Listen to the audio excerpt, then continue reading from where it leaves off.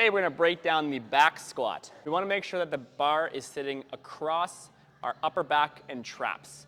If that bar is sitting up in your neck, it's not going to feel very good, and that's likely going to become the limiting factor. You're going to come underneath the bar, breaking at the knees and the hips, stand straight up, stepping back into our squat position.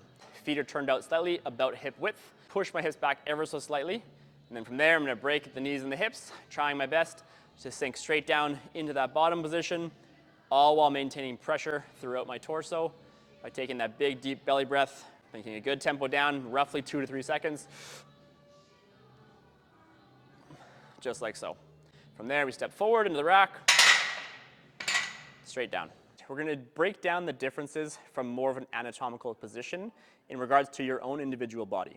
If you are someone that has longer tib fib and a longer femur, there's a really high probability that you're not going to be super upright with your torso in your squat, and that's totally okay. I don't want you to try to be super upright with your torso by hyperextending at your lower back. So what your squat's going to look like in your bottom position, the foundations stay the exact same. Push the hips back ever so slightly. When you come back, your shin is going to be more relatively vertical in that position, and that's totally okay. You're going to go down as low as you can without compensating at your lower back, just like so.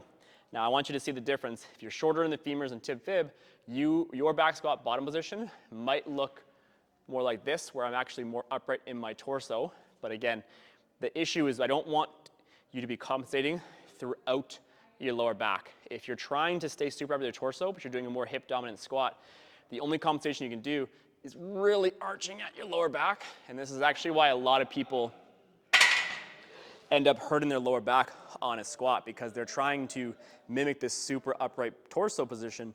And depending on your limb length, it's probably going to be pretty impossible. And a lot of the times we don't get to train our legs very effectively because the limiting factor becomes our lower back throughout the squat itself.